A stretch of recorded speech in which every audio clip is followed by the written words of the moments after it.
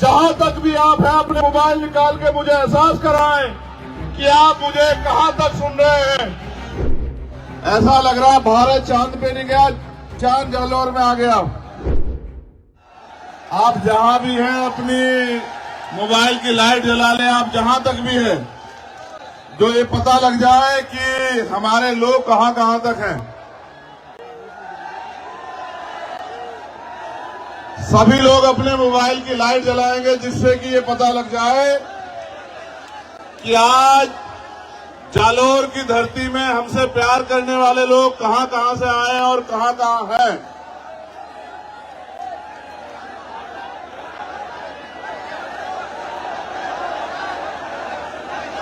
चलो शुरू करते हैं। अभी ने जला के रखो, ये अच्छा लग रहा है। ऐसा लग रहा है भारत चांद पे नहीं गया, चांद जालौर में आ गया।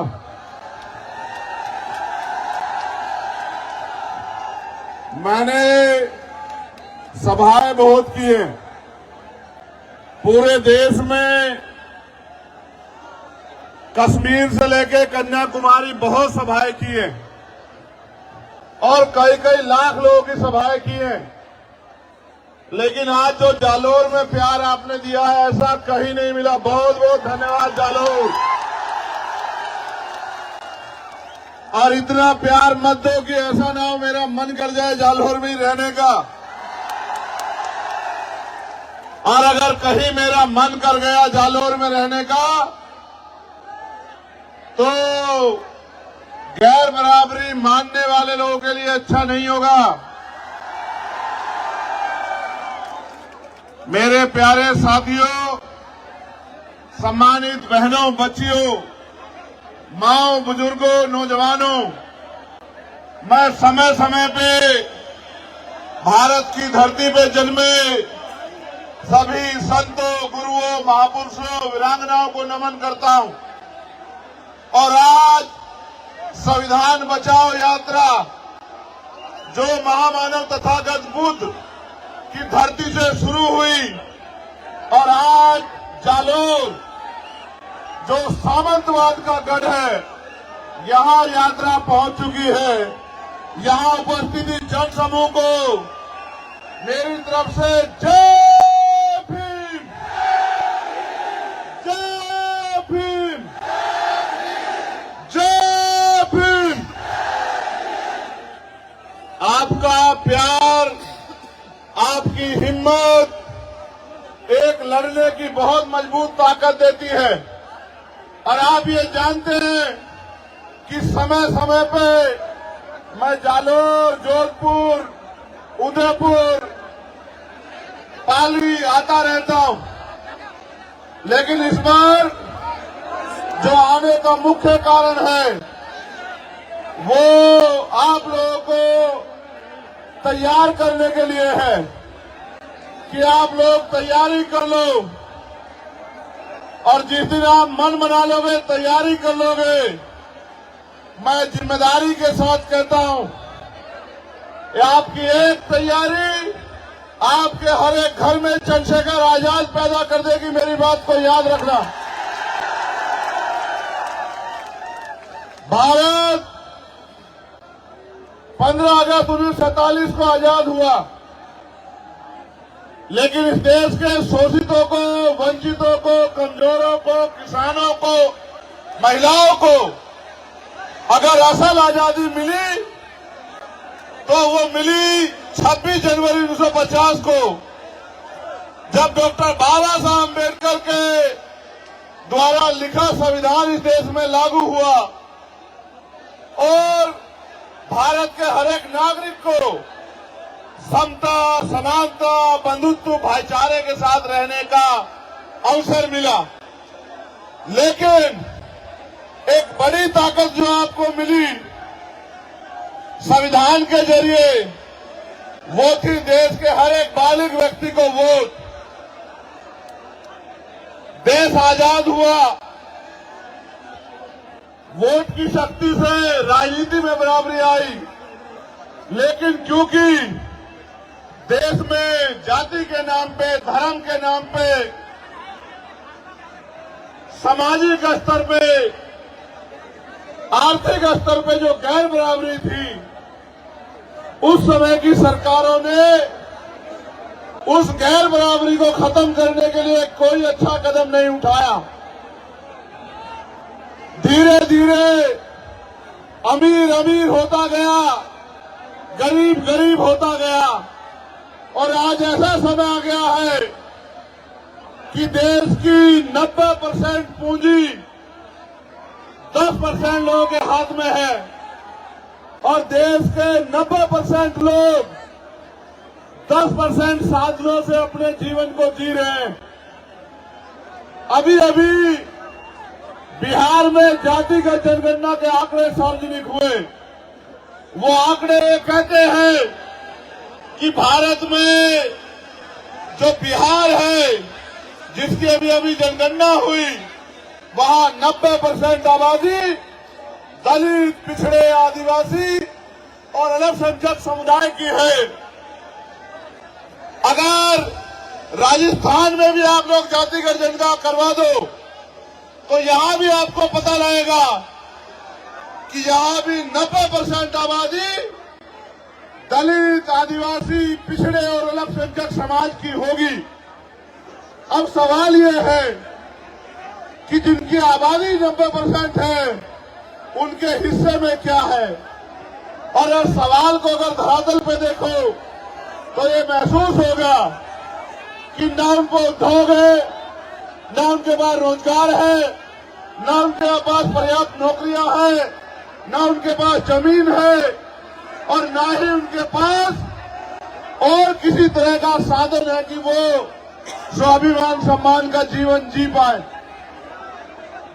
यह स्वाभिमान सम्मान का जीवन मांगने से नहीं मिलता है।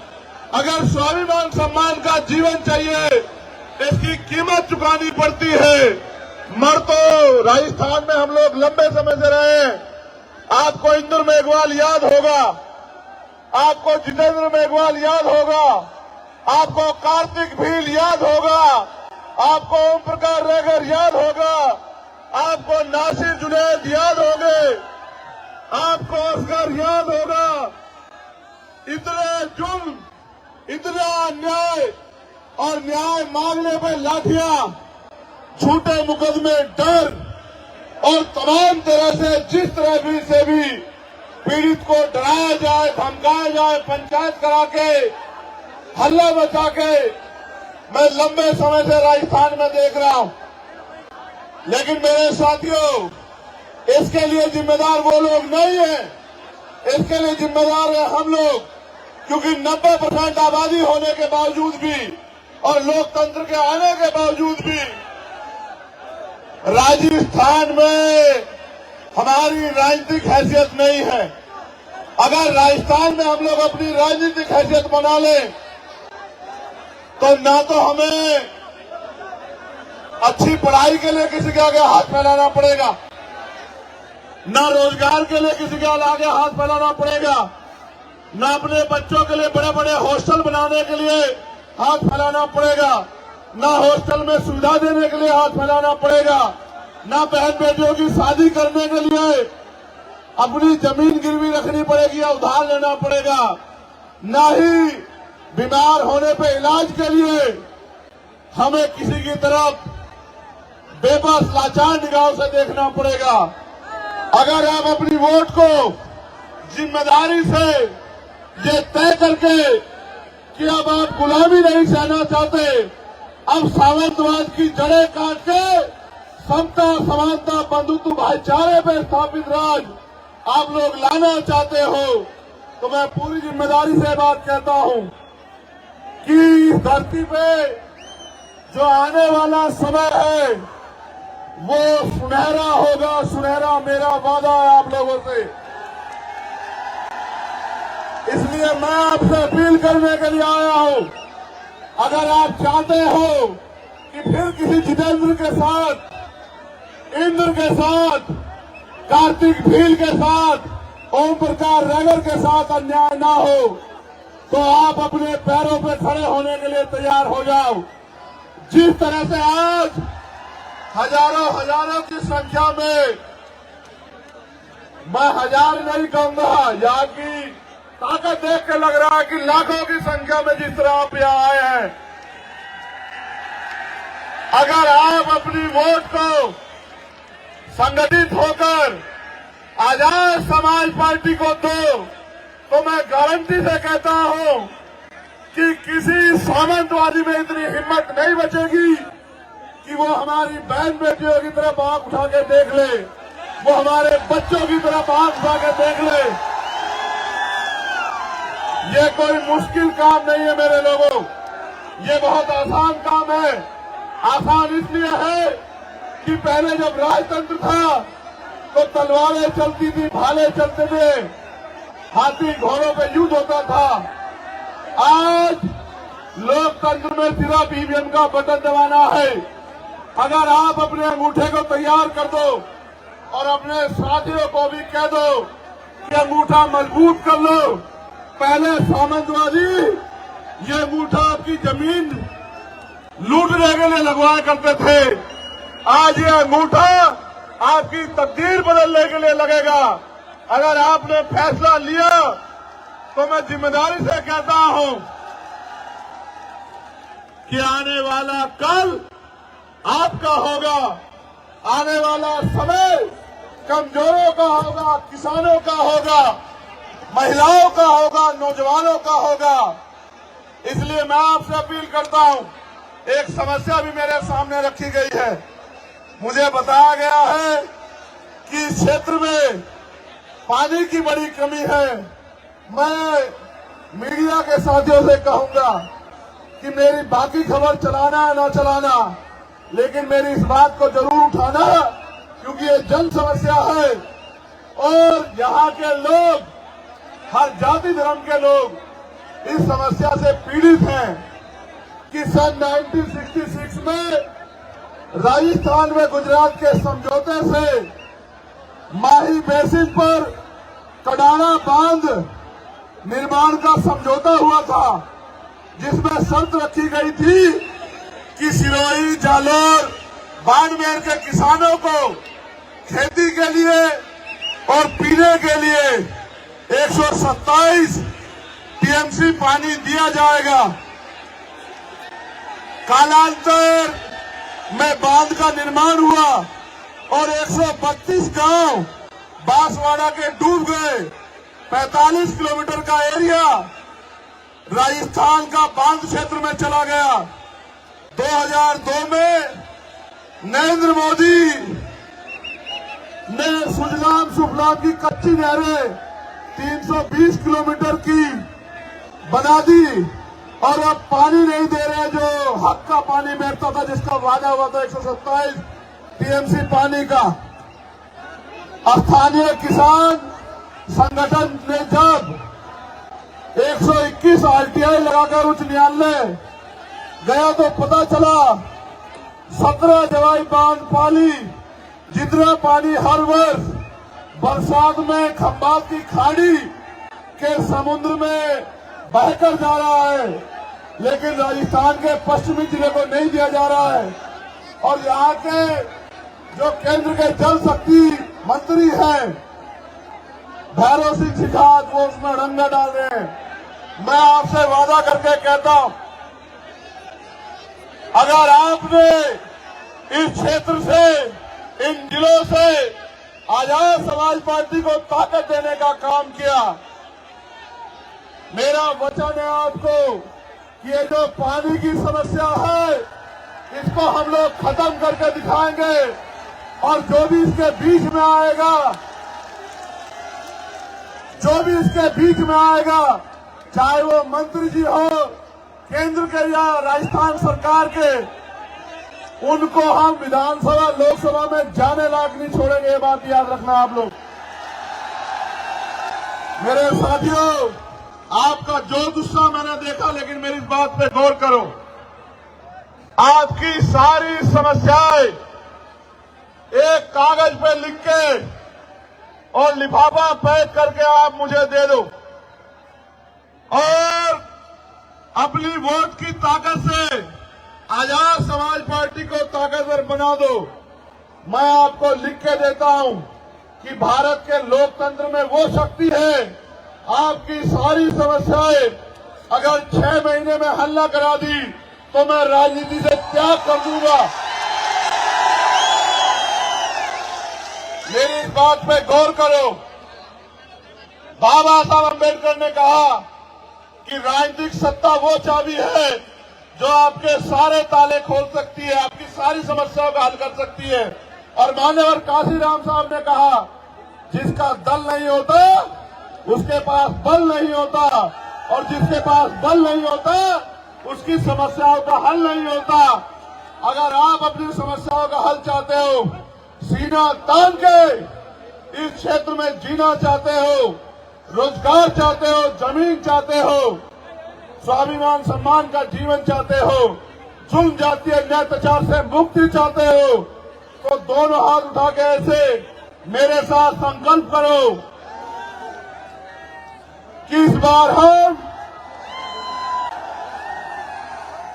आवाज लगा के संकल्प करो कि इस बार हम आजाद समाज पार्टी को अपने क्षेत्र से जिताकर भेजेंगे, ताकत हिम्मत देके भेजेंगे। आप ये जानते हो, नहीं मेरी बात पे आप गौर करो। क्या कभी कोई ऐसा मसला हुआ जब आप पे आंच उठी और चंद्रशेखर आजाद ने आपकी लड़ाई ना लड़ी हो? पूरी जिम्मेदारी से बताओ मेरे लोगों। आपको पता है, जब मैं जालोर आया 4 बार मुझे यहां से उठा के यहां की सरकार ने दिल्ली भेज दिया, एयरपोर्ट से वापस भेज दिया।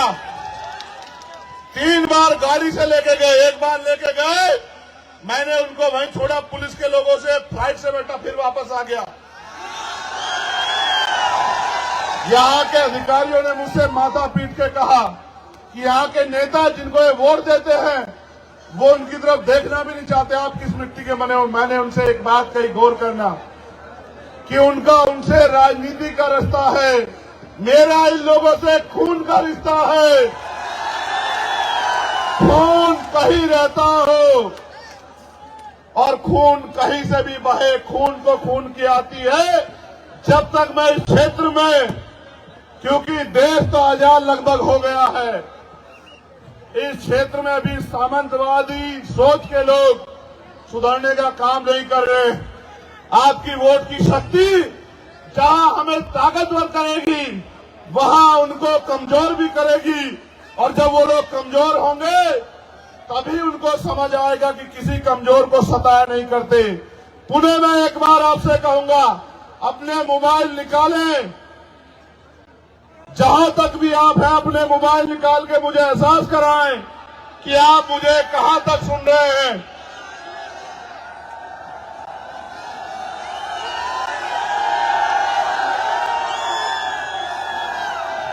इधर वाले नहीं निकाल रहे मोबाइल, ये हमारे साथ नहीं है क्या?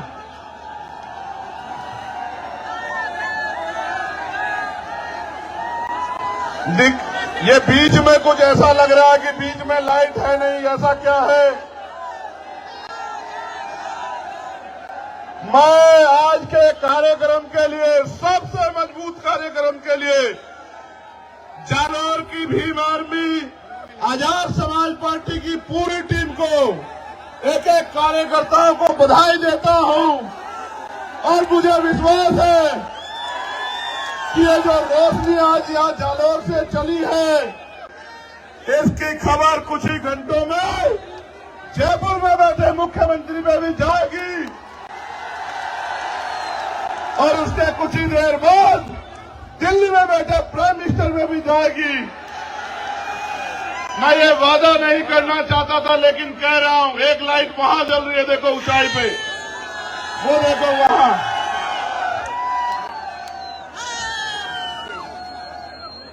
मैं आपसे वादा करके कहना चाहता हूं, मैं आपका नेता नहीं हूं, मैं आपका भाई हूं, बेटा हूं, अपना हूं।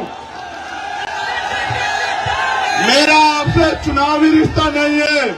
चुनाव 2 महीने में खत्म हो जाएगा। मैं वचन दे के कहता हूं, जब तक मेरे लहू में, मेरे शरीर में लहू का आखिरी कतरा रहेगा, चंद्रशेखर आपके लिए था, आपके लिए है और आपके लिए रहेगा, इस बात को याद रखना। अभी तो मेरे हाथों में कलम की ताकत नहीं है मेरे लोगों।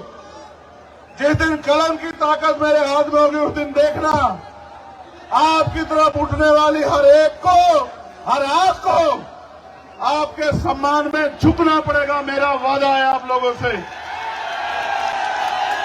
अगर आपने विधानसभा चुनाव में मेरी हिम्मत बढ़ाई, तो लोकसभा चुनाव में मैं आपके बीच रहूंगा। मेरा आपसे वादा है, इस बात को अब याद रखना। पूरी हिम्मत ताकत से रहूंगा। पुणे, आप सबको बहुत बहुत बधाई। ऐ मेरे गरीबों, कमजोरों, शोषितों, पीड़ितों, एक नया सवेरा आने वाला है। उठो, जागो और अपने भविष्य का फैसला वोट की शक्ति से अपने आप करो। आने वाला कल ऐसी रोशनी आपकी जिंदगी में लेके आएगा, जैसी रोशनी आज आपने मेरे सम्मान में की है। बहुत बहुत धन्यवाद। साथियों, अगर आपको द न्यूज वीक का काम पसंद है और आप चाहते हैं कि हम यूं ही अम्बेडकरवादी पत्रकारिता करते रहें, तो हमारी आर्थिक मदद जरूर करें। आप अपनी स्क्रीन पर दिखाई दे रहे इस QR कोड को स्कैन करें और न्यूज वीक फाउंडेशन के खाते में अपनी दान की राशि भेजें। QR कोड के अलावा आप UPI के जरिए भी मदद कर सकते हैं। आप हमारी UPI ID newsweek@yes bank पर भी मदद भेज सकते हैं। इसके अलावा आप हमारे अकाउंट में भी मदद भेज सकते हैं। खाते का नाम है news week foundation, account number है 02358800000640। IFSC कोड है YesB000235। बैंक का नाम यस बैंक है और ब्रांच है नेहरू पैलेस, दिल्ली। आप डोनेशन के एवज में इनकम टैक्स में भी छूट पा सकते हैं। डोनेशन की रसीद पाने के लिए ट्रांजैक्शन का स्क्रीनशॉट हमें भेजें। टाइप करें डोनेशन स्पेस आपका नाम और हमें 8595794224 पर व्हाट्सएप करें।